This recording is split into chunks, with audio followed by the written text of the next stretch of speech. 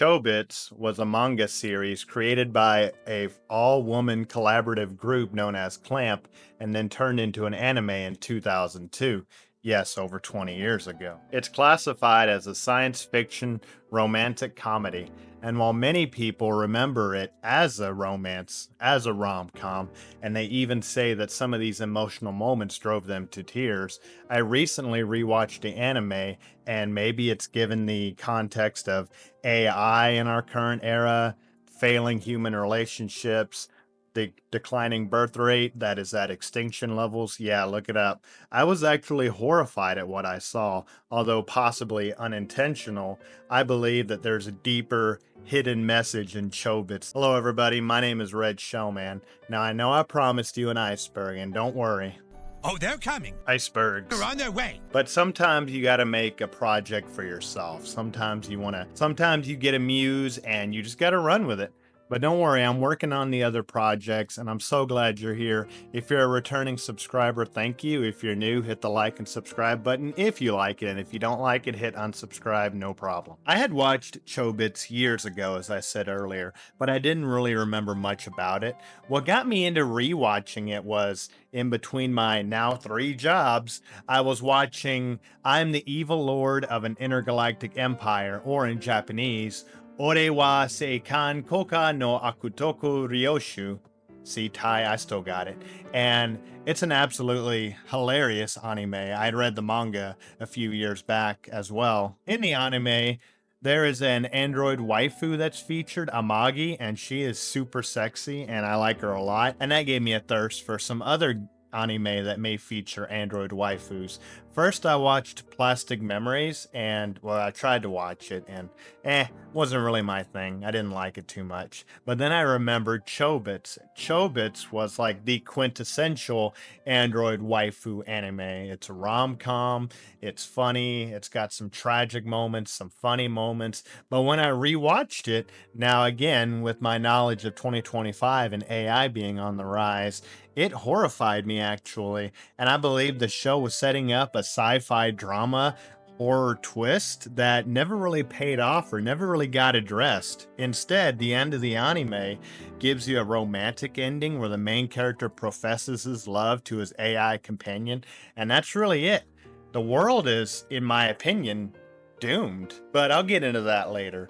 Now, if you've never watched Chobits, if you don't know anything about it, this might not be the video for you. You see, I'm not going to break down every single episode, give you a play-by-play, go on for 4 hours, although I probably could. That's not what you're here for, so I appreciate you being here, but if you have seen the series, let me know what you think. I'm going to get into a brief summary, especially of all the characters, and hit the important parts, alright? Our protagonist's name is Hideki Motosua, an 18-year-old man living out in the country and helping his parents on their farm.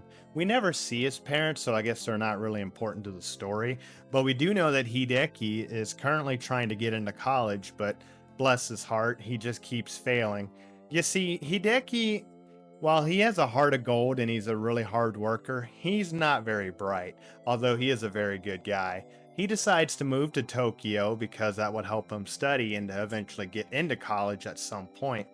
Hideki being clueless to technology in the modern world is perfect for us as viewers because he becomes the audience surrogate. Everything that needs to be explained to us is explained to him, and it just sounds natural versus giving us a big lore dump, right? When Hideki gets to Tokyo, he's amazed at what he sees. It's Hideki's first time seeing persocoms in real life. You see, the world of Chobits is just like our world, or at least our world back in 2002, with one major exception: the rise of the persocoms. Persocoms possibly being a portmanteau of personal computer, I'm not really sure. But persocoms are walking robots, androids, whatever else you want to call them, that act as our modern day cell phones today. They can make calls, they can read emails, they can search the internet, they can be navigation tools, they can help you look at adult sites, although you probably still need a VPN if you're in Texas. And most importantly, they walk and talk. They become companions for you. They can act out whatever you want them to act out. They can even go to work on their own, earning money. And they supposedly can even inherit your property should you pass away. which is kind of weird and never really gets explained what the hell that even means. But anyway, Hideki is surprised to see these and is very interested in owning his own, but he obviously can't afford one. So he decides to go about his way. He's going to a room that he has rented. At some point in his first day of being in Tokyo, he talks to himself about wanting to meet a Persicom and owning one for himself when he just happens to walk past one lying in the dump. This Persicom is known as Chi, or at least he names it Chi. He has to carry it back because it's lifeless. When he gets it back to his room, he tries to turn it on and has no idea how to turn it on. And he's touching and feeling basically everywhere. And come to find out that the on switch is actually in between her legs. Yes. Right! Anyway, I do believe there's a deeper something implied here, but I'm not smart enough to put two and two together, and it's not really related.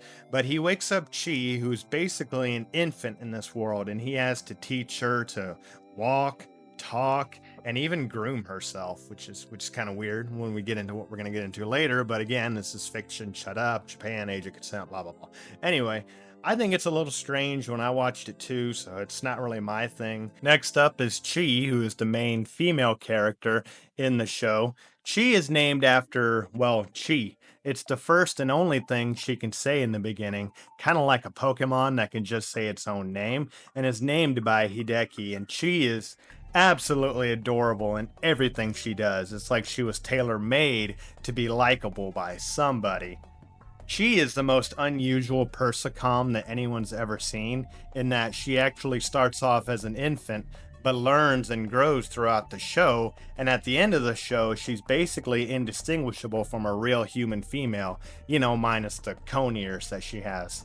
But we'll learn more about Chi as we go on through the video. Next up, we have Chitose Hibiya, who is the manager of the apartment that Hideki is staying at, and in my opinion, is the best girl of the show. She's also possibly the third most important person in the entire show, but you're not going to know why until the very last episode of the anime, or if you watch this video. We'll get into her later. Next up, we have Shinbo, who is Hideki's neighbor and schoolmate and ends up being just an absolute bro and a Chad for reasons we'll get into later. He is a Persicom fanatic and he's very knowledgeable of them, but throughout the show, he slowly detaches from Persicoms, and we'll get into why later. Minoru Kokubunji, who is a wealthy 12-year-old genius whose specialty is in Persicoms, and he has his own harem of Persicom waifus that are in lingerie 24/7 because hell yeah, why not? But he has one Persicom that stands over all named Yuzuki, who he actually modeled after his deceased older sister, as in to look and sound and act just like her. Although he does put her in a swimsuit at one point in the show, which is just well, anyway. Next up is Takako Shimizu, who is the teacher of Hideki and Shinbo at the prep school, which we'll get into her a lot more later, who possibly has the most tragic backstory in the show, and is another absolute waifu, possibly best girl runner-up. Then there's Yumi Omura, who is Hideki's co-worker. She's a high school girl that at first seems to be incredibly into Hideki. I'm a D cup. What? Hey now! And seems to have a troubled past with Persicoms, which we'll get into her later. And finally, there's Hiroyasu Ueda, who in doing this research, I just found out is actually 39 years old. Oh, we're going to get into that a little bit later, but anyway, he's a manager of a workplace that she eventually works at, and he's got a traumatic backstory with Persicoms. And finally, there's also Hideki's manager and Yumi's father. He doesn't have a name and doesn't really have anything to do with the show, but he's also just a based dad who's just a bro. But anyway, all of these characters outside of Hideki and Hideki's manager have some kind of traumatic backstory involving Persicoms or events that happen in the present of the show that involve Persicoms. And while they all get resolved towards the end of the show, that's not really what I want to focus on. Instead, I want to focus on the why it happened in the first place, and how while the show wants us to just accept that there's a resolution and to accept that everything's happily ever after, it's the bigger morality questions as to why these events happen in the first place that don't get focused on or resolved as to why that I feel like this is actually a horror anime, and the fact that these problems just sort of take a back seat. They're just part of the world that nobody addresses and everybody just sort of silently accepts. Anyway, I don't think I need to get into the 26 episodes, the event of each episode. As I said earlier, it's a bunch of wacky slice of life anime hijinks, such as going to school, studying, working a part-time job, going on dates, going to the beach, investigating ghost stories, helping your teacher with their marital problems as she sexually teases you and your robot, going on dates. But I will get into each character and their traumatic backstory involving persocoms and their resolution, and you tell me at the end of this video if you think anything's actually resolved. To begin with, let's start with possibly the most tragic story in Takako and Shinbo. So Takako, as I mentioned earlier, is a prep school teacher part-time, but she wanted to be an elementary school teacher at one point, but her husband talked her out of it as he thought she would be away from the house too often. At some point in the past, however, Takako's husband gets a persocom, a female one, obviously, and while it wasn't a big deal at first, her husband began talking to the persocom more and more, spending more time with it, and it got to a point where he was spending more time with the persocom than with Takako. And this all climaxes when one night Takako is heading home. When she gets to her house, she tries to open the door, and while her key works, her door is chained. She explains that because the door is chained, this means that her husband actually forgot that she was even gone, that she was given so little attention at this point that her husband didn't even care whether she was there or not. And this is just truly tragic and sad and just unbelievable. At this time, Takako is sitting alone in a nearby park, just sort of staring up at her apartment when Shinbo walks by. Now, thinking back on this now, it is kind of a scumbag thing to do to move in on a vulnerable woman, but I'll explain why Shinbo is actually kind of a bro, although he's a bit misguided. So Shinbo tries to talk to his teacher, obviously, asks her what's going on, and slowly they start to form a bond and even later on a relationship. Now, Shinbo is a persocom fanatic. He has his own persocom known as Sumomo, who he spends all of his time with. But when he gets with Takako, he actually gives up his persocom, his prized possession, to Hideki. Now, this is just me reading in between the lines here, but I believe this is done because he realizes Takako has some sort of resentment or traumatic history with persocoms now and doesn't want to have one around her. So in my opinion, this is a pretty solid thing to do, minus the whole moving in on a vulnerable woman deal. Anyway, at the end of the show, they're a couple and they move in together. And we don't see what happens after that with their husband, but this is just possibly the saddest story in the entire show. Hey, how's it going? It's Sam, well, formerly Red Showman. I hope you're doing well and enjoying the video, and I hope you're enjoying the new waifu vision. I'm re-recording this audio because the previous audio here was really, really bad, and I was lazy and I just ran with it, and I should not have done that. I'm putting a lot more effort in now these days, so I hope you notice, and I hope you're enjoying the video. Hit the like button, subscribe, all that mess. Anyway, what I'm talking about here is our next character, Minoru Kokubunji, who is a genius prodigy. He's well connected in the persocom verse, and he knows more than anybody that persocoms aren't real, right? I mean, yeah, he's got all these ones that are dressed up in lingerie because he just wants them dressed up that way, and he has one that's modeled after his own deceased older sister, right? But it's to bring him comfort. He knows it's not really his older sister. His conflict, if you want to call it that, is resolved at the end by him choosing to call his persocom Yuzuki as more, to treat it more as a friend and not as his deceased older sister, right? As a, okay, well, you're not her, you're someone new and we can be friends. But, which is weird because he knows they're not real, right? Which is unusual, but that's the more horror moment I wanted to get into. Anyway, let's get back to Red Shellman. Yumi and Ueda at first seem like they have absolutely nothing to do with each other if you watch the show, but you'll find out later on their stories intersect. Yumi is Hideki's coworker. She's actually the one that got him the job through her misadventures. She seemingly has a thing for Hideki, but whenever Hideki brings up persicoms, she seems to get uncomfortable for whatever reason, and it's better to change the subject, although she doesn't seem like she hates them necessarily. She's just a bit uncomfortable talking about them. Yumi and Hideki go on one date, but nothing comes from it. And if you watch the show, you'll see that anytime a woman shows any interest in Hideki, Hideki always runs back to his Persicom Chi. But anyway, next we talk about Ueda. So Ueda is again a man in his late 30s who runs a bakery in town, and he actually hires Chi to work for him. At first, Ueda just seems like a normal, good dude, but towards the end of the show, you find out his backstory. He was like Hideki, who is technologically illiterate, and when he came to Tokyo, he saw Persicoms and knew he had to buy one. He buys one that's on sale, an older model, and puts it to work for him. But after a while, he claims that the two of them fall in love. Yes. And furthermore, at some point, Ueda decides that this Persicom was meant for him, and he proposes a marriage. Now, do I need to tell you why that's screwed up? I don't need to tell you. I'm going to tell you. So how can you have a proposal when the other party can't say no? I mean, it's literally, it's like you say you're going to marry your cell phone. What's it going to do? Shut off? But he decides to marry it, and she's happy, and they live a married life together until she starts to have problems. Remember, she was a discount model.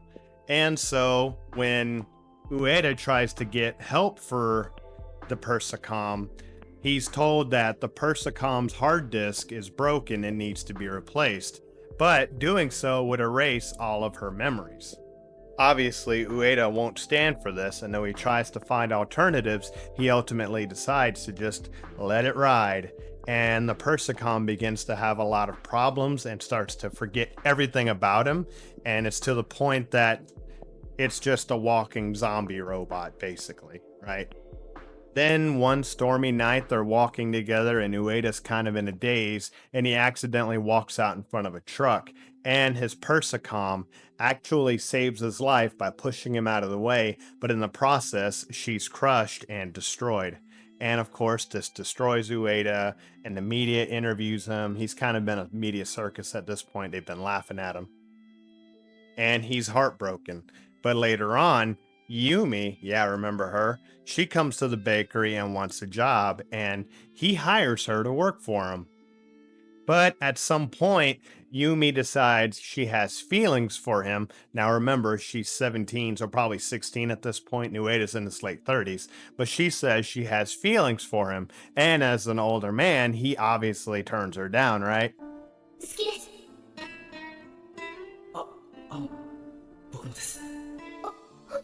This is illegal, you know. Yes, I know. It's probably legal, age of consent. It's all fiction, but it's still kind of weird, right?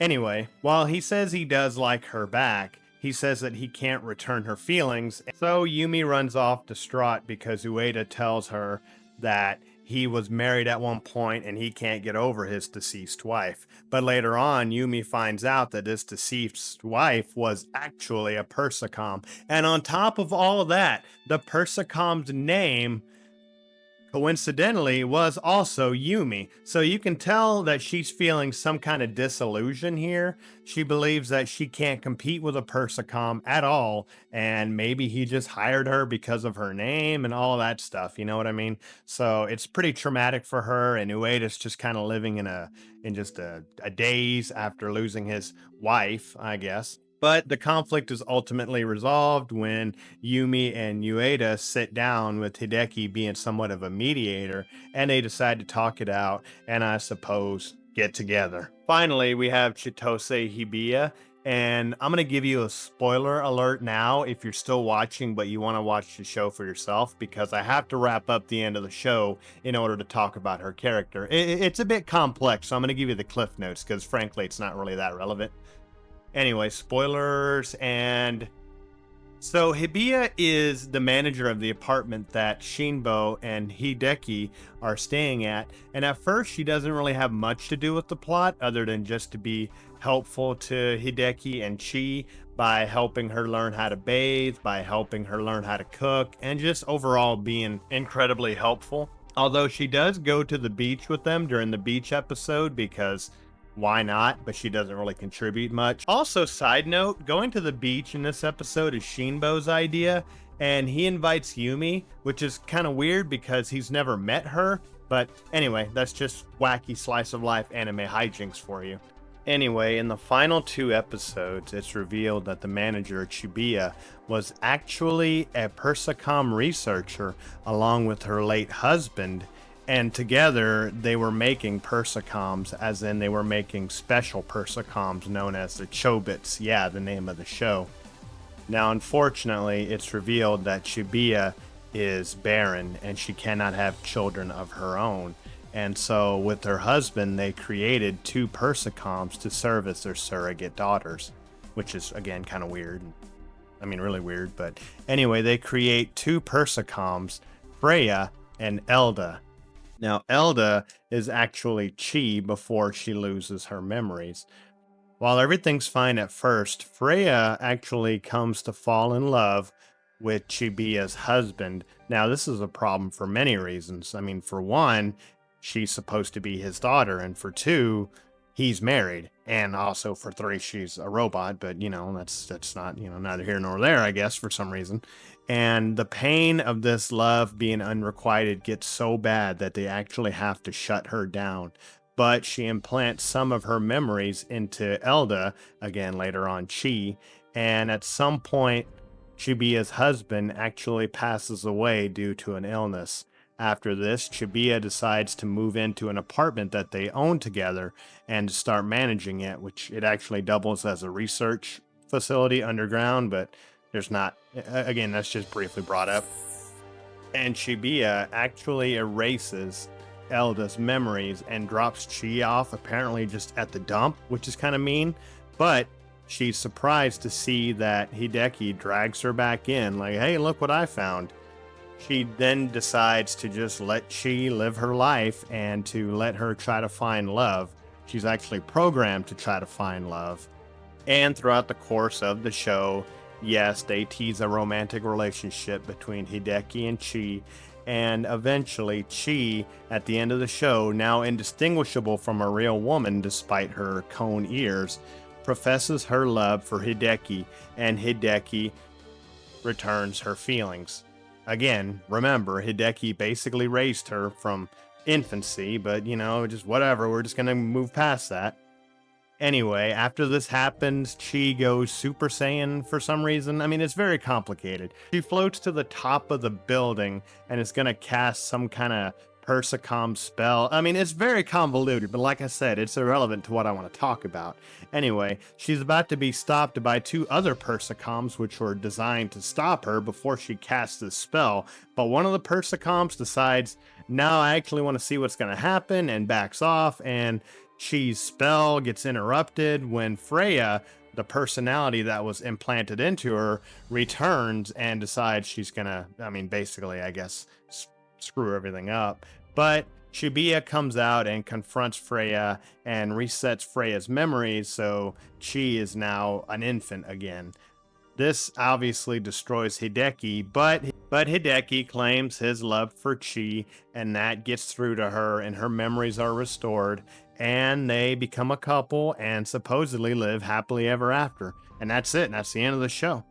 So by now, I'm sure you must think I hate the show, and far from it. I do like it. I do think it's a good show, but rewatching it now, I'm just a little confused on what the message is supposed to be. It is a romantic comedy, and there is a lot of drama and romance and comedic moments.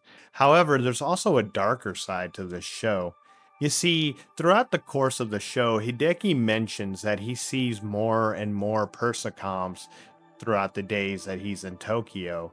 And he notices that it becomes clear, and people talk about how it's becoming a real problem that people are choosing to pair up with persocoms as opposed to humans. Remember, Takako's husband actually chose to be with this persocom more than his own wife. Remember, Ueda actually chose to marry a persocom as opposed to a real life woman. But these real problems in their world never get addressed. We're actually supposed to look the other way and to see these persocoms as more like real people. And that seems to be the message of the show, which is what I'm conflicted on. But this is a part of the video where I tell you that just in the last day or so, I've begun to somewhat reconsider my position as I've thought more deeply about it, and here's why. There's a scene towards the end of the show. Yes, most important things happen in the last 4 episodes of the show, but there's a scene in one of the last episodes in which Shinbo and Hideki are sitting down and talking, and Hideki wants to ask Shinbo about what he thinks about people loving persocoms, especially given the fact that Shinbo is dealing with Takako and her trauma with her husband who fell in love with a persocom. Basically, Shinbo tells Hideki that he's not mad at the persocom. He's mad at Takako's husband for basically being a douchebag, and that makes a lot of sense. Basically, it's hate the sinner, not the sin, which I know might sound counterintuitive, but just think about it. Think about our real world, for example. There's vices everywhere. They exist, and no matter how badly you want to, you can't just ban them. Looking at you, Texas. Adult content, tobacco, alcohol, gambling, things such as are always going to be available for people. And it's my personal opinion that we should allow these vices, with some exceptions, obviously, in the case of minors or extreme hardcore synthetic drugs that are so addictive you can never get off of them if you try them. But other than that, I believe these vices should be accessible for anybody, because it doesn't mean anything for you to say you hate these vices if you have no access to them whatsoever, even if you wanted to. And in the world of Chobits, despite the fact that persocoms are causing a lot of problems in the society and just the problems that we're seeing in the show, everybody in the show has come to just accept persocoms as a way of life. They're just around. They're neutral to them. They don't hate them. They don't want them gone. They're not upset. They're just neutral. They exist, and it's their job to choose not to become too enraptured by them or to lose themselves to them. And as all of our main cast stand by to wish Hideki and Chi a happy life together, being that, again, she's synthetic and he's a real person, they've all just come to accept that persocom love is just a thing now, and they're just going to tolerate it. Now, this is where I'm torn, because, again, this is societal ending catastrophe that can happen, but who knows what the real answer is? I don't know. To me, it's just horrifying that this gets brought up and it's never addressed, and it's just seen as, oh, well, the world of Chobits is possibly doomed. But let's get into something a bit more personal. I'm going to talk about myself for a minute, and this is going to be a message to young men. Now, young women, if anybody out there is a woman, this is a message for men because I relate to men, being that I am one. I recently had a birthday, and I'm never going to give you personal info because I don't want to get doxxed. But let's just say I'm roughly Asmongold's age. How about that, huh? We'll say Asmongold for the YouTube algorithm, right?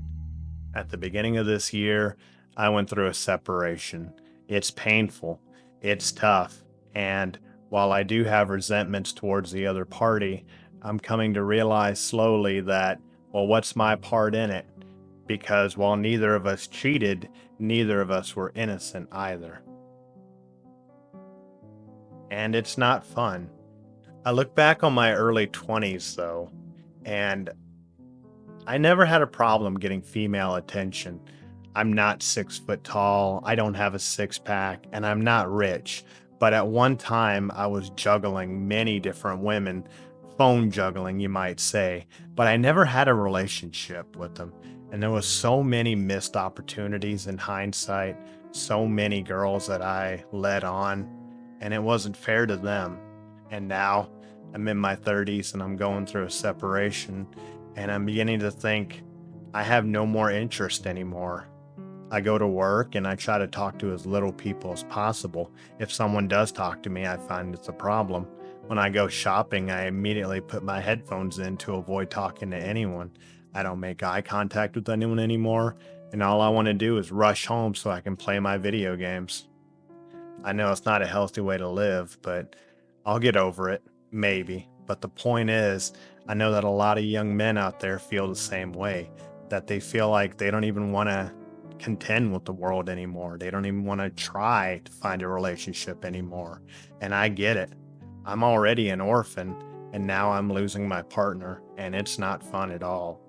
But the world of Chobits shows us that people find an alternative in their robots, in their walking, talking androids that look like real women, act like real women, and will never betray you. They won't say no to you. You can dress them however they want. And I got to admit, it sounds pretty enticing. And just like Minoru, while I understand that these are not real women and they never will be, I can't help but want one for myself. And if they ever come out, I'll be the first one in line, though I know how ridiculous it really is. Now let's go way back to the beginning of this video, when I mentioned that the reason I even rewatched Chobits was because I was watching another anime, I'm the Galactic Overlord of an Evil Empire. Now, in case you haven't seen that show, I really want you to watch it. I'm not spoiling anything because it's in the first episode, but it's an isekai anime, kind of like Konosuba or Overlord, if you know what I mean. And basically, the main character is reborn into another world full of robots and space fights and whatever else. But in his original life, he was a man that was in his late 30s that was married with a daughter, and he worked hard for his family. While at work, however, his boss gave him a lot of hell. Eventually, he finds out that his wife is seeing another man behind his back, although he doesn't know who it is. And later, it's revealed that his daughter isn't even his daughter by blood, it's another man's daughter. After this, he's actually framed at work for losing money, and rather than go to jail, he makes a deal with this company to pay it back. And it's more money than he can ever hope to pay back. And of course, his wife divorces him because of this and takes their daughter, which again, remember, isn't even his biological daughter, and refuses to let him see her again, but she demands child support. He has to go to work for a construction company, which he's not suited for at all, and he has to live alone, and all he wants to do is see his daughter again. Unfortunately, he falls ill, and due to the tremendous debt, he has no money to get treatment. And while he's laying on his deathbed, it's revealed that the man that his wife was seeing was actually his boss that was so cruel to him. And his boss and his ex wife were actually the ones that set him up to pay back all of that money. And it's at this point that he curses humanity, and he wishes that if he ever was reborn in another world, he would swear off of all humanity. He would hate humanity and try to hurt people as much as possible and take advantage of them. And of course, due to the meddling of an outside force that we don't know much about in the manga yet, he's reincarnated in another world and he becomes Liam. Liam is a wealthy son of two nobles that at the beginning of the show actually leave him alone with the robot android waifu known as Amagi to actually take care of him. And to Liam, this is no problem, because to Liam, having memories of his past life, has already decided he wants nothing to do with humanity other than to make it suffer, and spends all of his time and intimate moments with Amagi exclusively, because unlike people, Amagi cannot betray him. Amagi cannot hurt him. Amagi will never cheat on him. And while he sees Amagi as a mother figure, he also does, at least in the manga, uses her for sexual purposes. Now, of course, this is a right-wing red pill nightmare, the stuff that you hear those guys on YouTube talk about, but it can and does happen every day, and it's absolutely terrifying. And I can get why Liam, as well as people like myself, swear off of humanity at a certain point. When you've just been hurt by so many people, you just begin to not want to be associated with them anymore.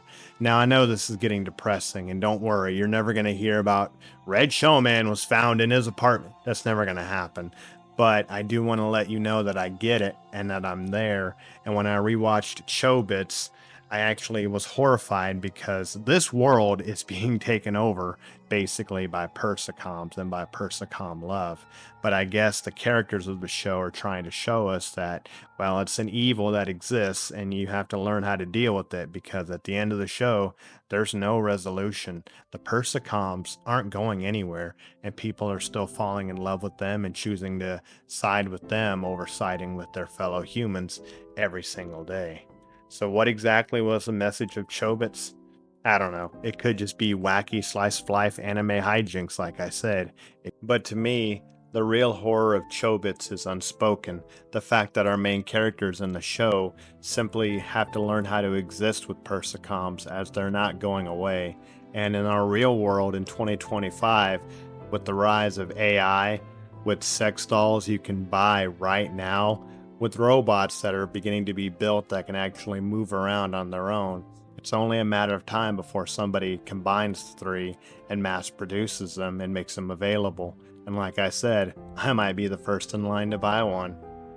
The real horror of Chobits is that it mirrors our real world, and it's happening right now. Oh, look at that. There's a pre-order bonus if you pre-order Stellar Blade right now. Where's that damn Credit card.